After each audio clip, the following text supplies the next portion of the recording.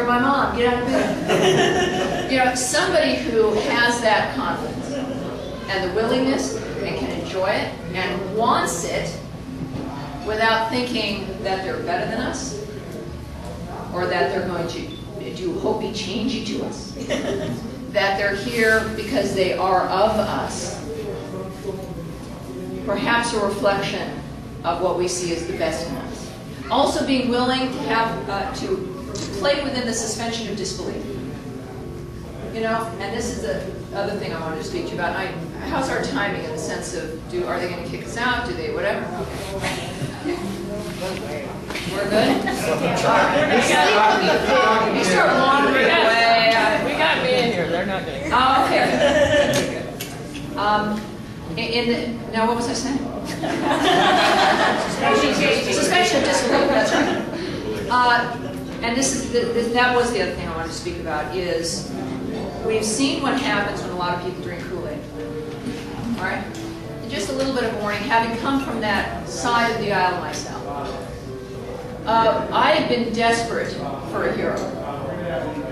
When you grow up and you want, especially in our country and with media and with politicians and everything, and with Reagan, you hang on to Reagan, he's a hero. I mean, he's a remarkable, astounding man. And we want that. And a lot of people in America want it. And we saw what happened when people were willing to say okay without any real answers. Right? America's realized, right, we can have heroes. We can do this, but you know what? We've got to have some answers. This isn't the movies. People are not perfect. And one of the biggest failures of the people who supported Barack Obama was in not giving him a hard time. That they sailed through this thing, faking it, thinking that, as perhaps even I thought, all right, well, the system will hold them. We'll get through this because the system will hold them up. And they can't really hate America. Well, yes, they can. Our best, I think, the favor we can give Sarah Palin, in the sense of realizing that it's not her as a person.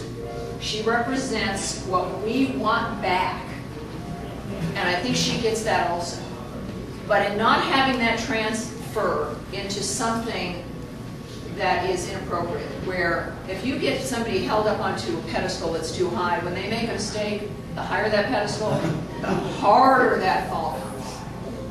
The biggest favor we can do for her is to remind ourselves that she is a, not necessarily a regular person, but a pretty extraordinary American who is going to do her best, and who will not necessarily always succeed. And I will note the John McCain endorsement as one example.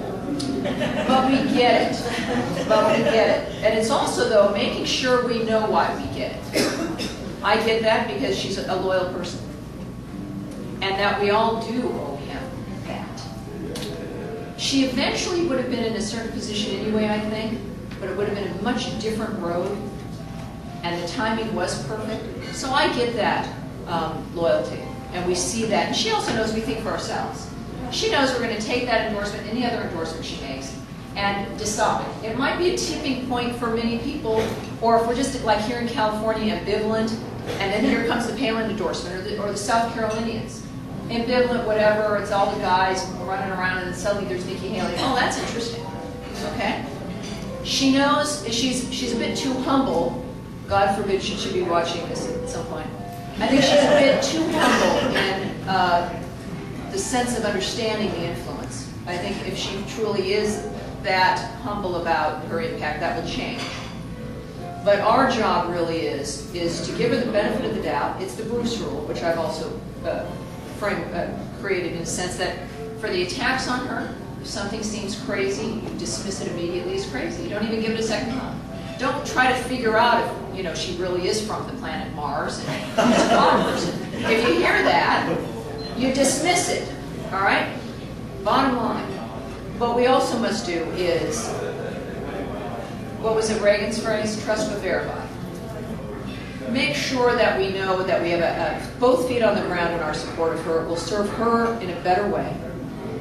And it will keep us at a steady level if something does go wrong or there's a mistake or she says, you know what, I'm not into this. or I don't want to do this, or I'm going to do something else.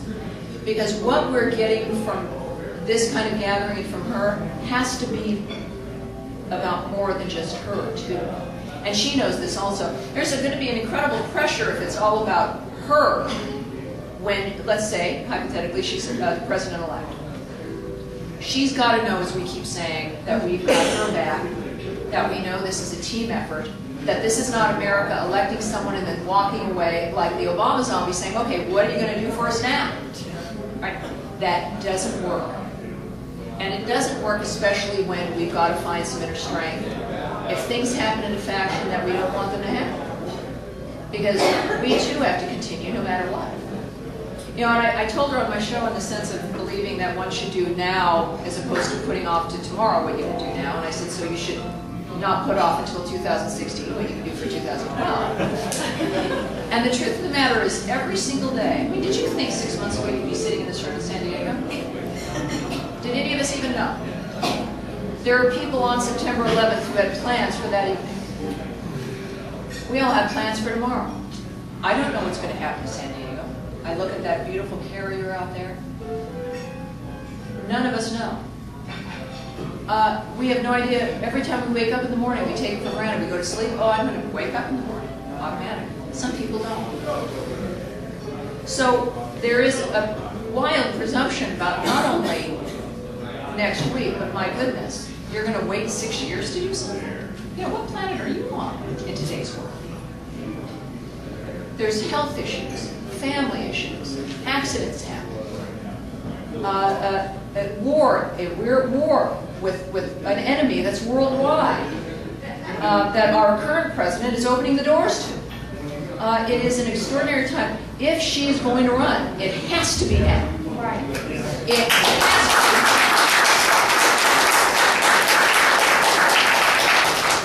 And I think that Obama would have been better served, and she'll be better served also, and she's already experienced this, with the vetting that has occurred since, what was it, August 28th or 29th of 2008? It has been hell on earth, hasn't it? And unlike Hillary Clinton, she did not blink, did she? No. This is a woman who, at every moment in the ugliness of what they've tried to do to her and her family, stood up to it. Didn't barely survive or handle it or whatever, or have her PR people work on it.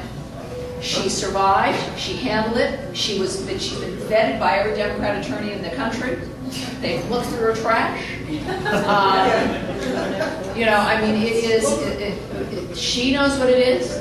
There's nothing else they can do to her. And so what's the phrase now? My favorite bumper sticker now is, yeah, I can see November from my house.